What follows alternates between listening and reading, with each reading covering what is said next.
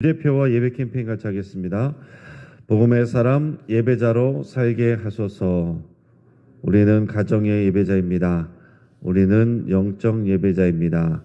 우리는 삶의 예배자입니다. 아멘. 이번 주 묵상 말씀은 누가복음 24장 26절입니다. 누가복음 24장 26절 세 번 같이 하겠습니다.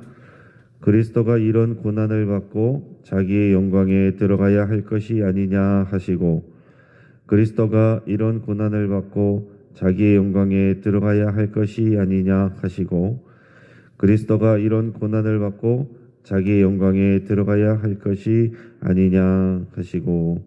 아멘.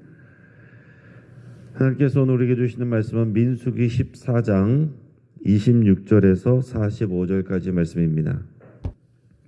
오늘 본문을 통해서 청개구리 신앙이란 제목으로 오늘 말씀의 은혜를 같이 나누겠습니다. 그럼 청개구리 동화 얘기를 다 아시죠? 이제 엄마가 시키는 거에 항상 반대로만 하는 이 청개구리가 있습니다. 이제 엄마가 죽을 때 걱정이 돼서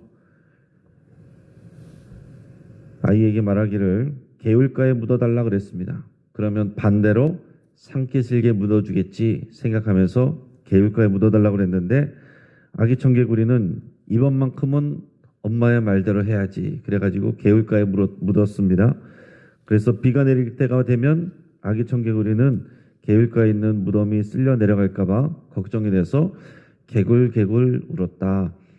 이게 청개구리 동화인데, 이스라엘 백성들의 말과 행동을 보면 꼭 청개구리 같습니다. 하나님이 좋다고 하는 건 나쁘다고 말하고, 하나님이 나쁘다고 말하는 것은 좋다고 그러고, 하나님이 가라고 하면 안 가겠다 그러고, 가지 말라고 하면 간다고 떼쓰는 모습이 영락없이 청개구리 신앙이라고 할 수 있습니다. 그래서 우리는 이스라엘 백성들을 통해서 그들이 불신앙의 열매들을 결국은 먹게 되는 것을 잘 보시고 또 우리 삶 속에 적용할 수 있기를 바랍니다. 애굽 땅에서 가나안까지 짧은 길로 가면, 그 해안길로 가면은 뭐 일주일에서 열흘이면 갈 수도 있습니다. 그러나 거기는 블레셋이 해양 민족이 자리 잡고 있기 때문에 그들을 두려워해서 다시 돌아가자고 할까봐 하나님께서 일부러 멀리 밑으로 돌아가게 하셨습니다. 그리고 시내산에서 언약을 맺으셨고, 그렇게 돌아가도 2년 만에는 들어갈 수 있도록 하나님께서 인도를 하셨습니다. 하지만 바란 광야 가데스 바네아에서 12명의 이 정탐꾼들을 보냈는데 그 중에서 10명이 그 땅에 대해서 악평을 했습니다. 그리고 이에 동조한 이스라엘 백성들이 하나님과 모세를 원망을 했습니다. 그래서 하나님은 그들을 멸하시려고 했는데 모세가 간곡하게 중보기도 했습니다. 하나님께서 그들을 이 땅 가운데서 광야에서 죽게 만드시면, 멸하시면 애굽 백성들이 뭐라 그러겠습니까? 자기 백성들 데리고 나가서 광야에서 죽이려고 데리고 나갔다, 그래서 출애굽시켰다, 그렇게 조롱하지 않겠습니까? 그러면서 간곡하게 만류했어요. 그래서 하나님께서 화를 참으셨는데, 하지만 그들의 뱉은 말에 대해서는 응당한 대가를 치르게 하십니다. 여러분, 이스라엘 백성이 40년 광야에 머문 이유가 여기에 나오게 되는데 26절에서 35절까지 말씀을 천천히 읽으시면서 그 이유를 여러분 잘 보실 수 있기를 바랍니다. 같이 읽습니다. 여호와께서 모세와 아론에게 말씀하여 이르시되, 나를 원망하는 이 악한 회중에게 내가 어느 때까지 참으랴. 이스라엘 자손이 나를 향하여 원망하는 바, 그 원망하는 바를 내가 들었노라. 그들에게 이르기를, 여호와의 말씀에 내 삶을 두고 맹세하노라. 너희 말이 내 귀에 들린 대로 내가 너희에게 행하리니 너희 시체가 이 광야에 엎드러질 것이라. 너희 중에서 20세 이상으로 계수된 자, 곧 나를 원망한 자 전부가 여분네 아들 갈렙과 눈의 아들 여호수아 외에는 내가 맹세하여 너희에게 살게 하리라 한 땅에 결단코 들어가지 못하리라. 너희가 사로잡히겠다고 말하던 너희의 유아들은 내가 인도하여 드리리니 그들은 너희가 싫어하던 땅을 보려니와 너희의 시체는 이 광야에 엎드러질 것이요 너희의 자녀들은 너희 반역한 죄를 지고 너희의 시체가 광야에서 소멸되기까지 40년을 광야에서 방황하는 자가 되리라. 너희는 그 땅을 정탐한 날수인 40일의 하루를 1년으로 쳐서 그 40년간 너희의 죄악을 담당할지니 너희는 그제서야 내가 싫어하면 어떻게 되는지를 알리라 하셨다 하라. 나 여호와가 말하였거니와 모여 나를 거역하는 이 악한 온 회중에게 내가 반드시 이같이 행하리니 그들이 이 광야에서 소멸되어 거기서 죽으리라. 아멘. 이건 참 무서운 말씀입니다. 여러분, 사람은 자기 믿음의 수준대로 말하게 돼 있습니다. 말하는 것이 그 사람의 결국 수준이에요. 근데 하나님은 그 말을 중요하게 여깁니다. 그를 공식적인 그 사람의 믿음으로 보세요. 그래서 하나님은 사람이 말하는 대로 행하신다라고 그랬습니다. 하나님의 귀에 들리는 대로 행하신다라고 그랬습니다. 그만큼 우리의 믿음의 말이 중요한 거죠. 하나님은 이스라엘 백성이 원망하는 말을 들었습니다. 그들이 앞에서 뭐라고 그랬냐면 저 가나안 땅에 들어가느니 차라리 광야에서 죽는 게 낫겠다. 그리고 우리 처자들은 지금 그래 자칫했다가는 저들에게 사로잡혀가게 생겼다. 이렇게 얘기를 했어요. 하나님은 그들이 말한 대로 이 출애굽 1세대가 광야에서 죽게 하시겠다라고 이렇게 말씀하십니다. 광야에서 죽는 게 차라리 낫겠다라고 했으니까 너희가 광야에서 죽으라라는 얘기예요. 그러면서 오히려 반대로 사로잡혀갈까 봐 걱정하던 너희의 자녀들이 출애굽 2세대가 너희가 싫어하던 그 땅에 들어가서 그 땅을 볼 것이다. 그러니까 이 부모 세대는 못 들어가고 이 광야에서 죽을 것이고 자녀 세대가 들어갈 것이다. 이렇게 얘기했습니다. 40일 동안 정탐을 했으니까 그 40일의 하루를 1년으로 쳐서 40년 동안 너희가 이 광야에서 유리방황할 것이고 그 40년 동안 만 20세 이상으로 계수된 자, 이 민수기가 그 인구를 조사하면서 시작하는데 그 백성들, 인구 조사한 그 사람들이 전부가 다 하나님을 원망했거든요. 그들 모두가 광야에서 그 40년 동안 다 죽을 것이고 여호수아와 갈렙만 가나안 땅에 들어가게 될 것이다. 하나님께서 이렇게 말씀했습니다. 그러면서 마지막에 뭐라고 말씀하시냐면 하나님이 싫어하면 어떻게 되는지를 그때서야 너희가 알리라. 여러분, 하나님이 가장 싫어하는 게 뭔 것 같습니까? 하나님을 불신하고 원망하는 거예요. 이게 하나님이 가장 싫어하는 일입니다.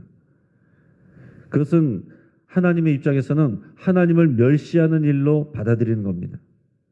우리 말로 하나님을 불신하고 원망하는 거, 그래서 하나님이 주신 지도자를 원망하는 거, 이게 하나님이 가장 싫어하시는 일이다라는 얘기입니다. 35절의 마지막에 보면 그래서 이것을 다시 한번 하나님께서 강조하시면서 당신을 거역한 온 회중에게 반드시 이같이 행하여 그들이 이 광야에서 다 소멸되어 죽게 될 것이다라고 또 한 번 다짐을 하십니다. 하나님이 원망과 불신을 얼마나 싫어하시는지 우리가 알 수 있어요. 여러분, 착각하시면 안 되는 것이 이스라엘 백성이 이 가데스 바네에서 그렇게 한번 그랬다라고 해서 그렇게 하시는 게 아니에요.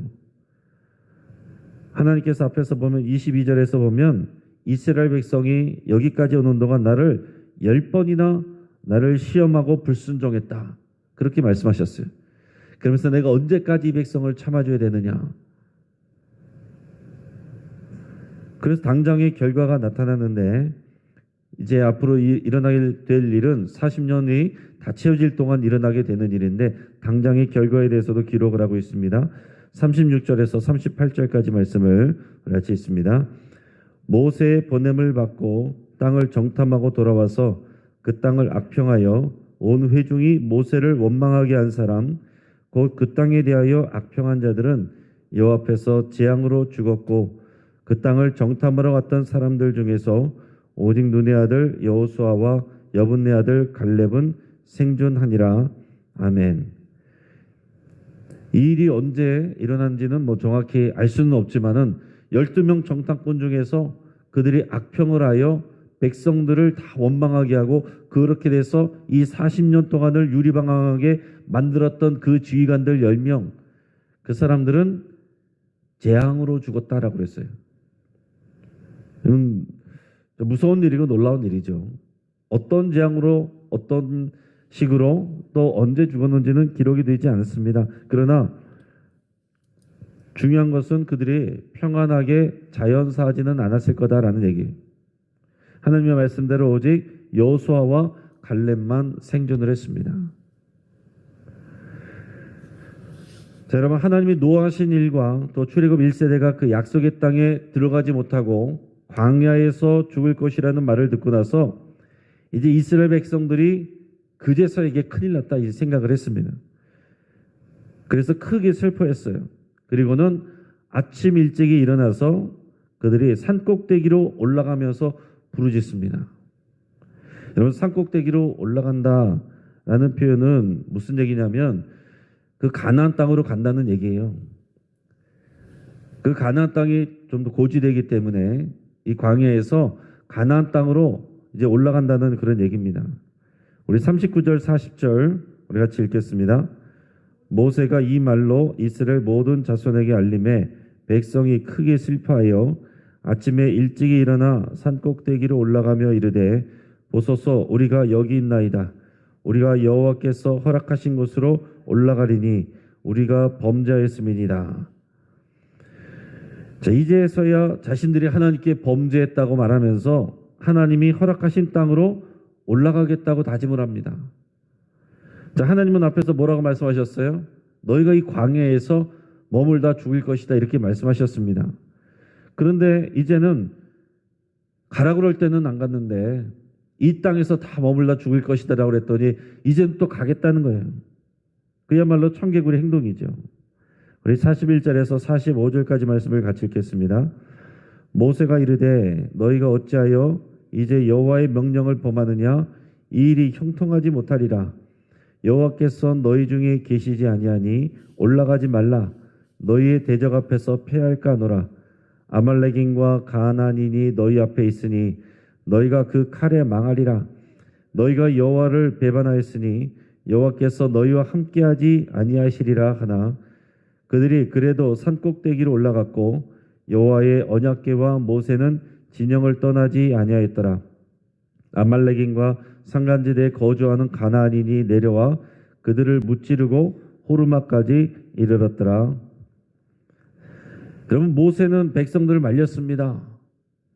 자, 여호와께서 그들을 광야에 머물게 하시겠다라고 했는데 이제 가나안 땅으로 올라간다는 것은 너희들이 올라가서 그 땅을 들어간다는 것은 하나님의 명령을 범하는 일이다 이렇게 얘기했습니다. 지금 거기에는 가나안 사람들도 있고 아말렉 족속도 있는데 너희들이 하나님을 배신했기 때문에 하나님께서 너희들과 함께 하시지 않을 것이고 너희들을 도와주시지 않을 것이다. 그러면 너희가 패할 수 있다. 그러니 가지 말라고 이렇게 만류를 했어요. 그런데 이 사람들이 고집을 부렸습니다. 말을 안 들어요. 모세가 이렇게 해도 저렇게 해도 말을 안 듣습니다. 그리고 산꼭대기로 올라가는데 성경에서 뭐라고 그럽니까? 여호와의 언약궤와 모세는 그대로 밑에 진영에 남아있다라고 그랬어요. 이게 무슨 뜻입니까? 하나님이 함께 가시지 않았다는 그런 표현이에요. 그런데도 이 사람들은 고집을 부리는 겁니다. 결국 아말렉인과 산간지대에 거주하고 있는 가나안 사람들이 내려와서 이스라엘 백성들을 칼로 무찔렀고 이스라엘 백성들은 호르마라고 하는 곳까지 쫓겨가게 됩니다. 여러분 이제 말씀을 정리합니다. 여러분 하나님은 우리의 말을 중요하게 여기십니다. 우리가 하는 말을 그대로 들으시고 그대로 이루십니다. 그래서 우리의 믿음의 말이 너무나도 중요한 거예요. 반대로 하나님 앞에서 불평하여 원망한 대로 광야에서 죽는 것이 낫겠다라고 말한 그대로 하나님은 그들이 광야에서 죽도록 40년 동안 그들이 유리방황하게 만들었습니다.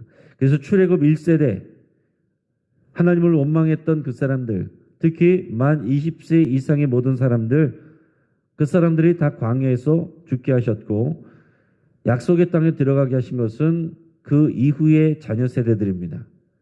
그러니까 만 20세가 안 된 사람들이니까 19살까지 들어갔겠죠. 40년 후에 들어간다고 치면 여러분 한 49살까지가 들어가게 되는 거예요.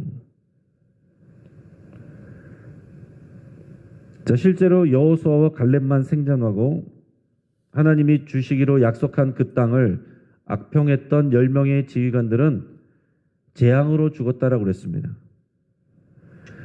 여러분 이스라엘 백성은 하나님의 결정을 듣고서 이제는 또 가나안 땅으로 올라가겠다고 그랬습니다. 모세가 말렸지만 하나님이 함께 하시지 않는다라고 그랬지만 신경 쓰지 않고 올라갔다가 그들은 아말렉인들과 가나안인들에게 칼로 패배하게 됩니다.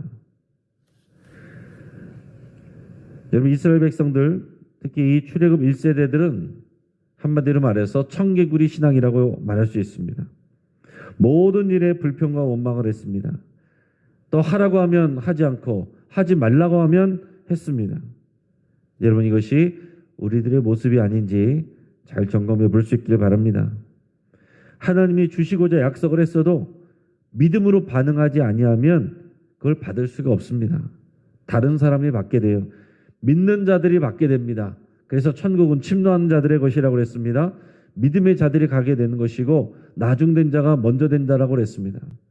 순서대로 되는 게 아니라 믿음대로 됩니다.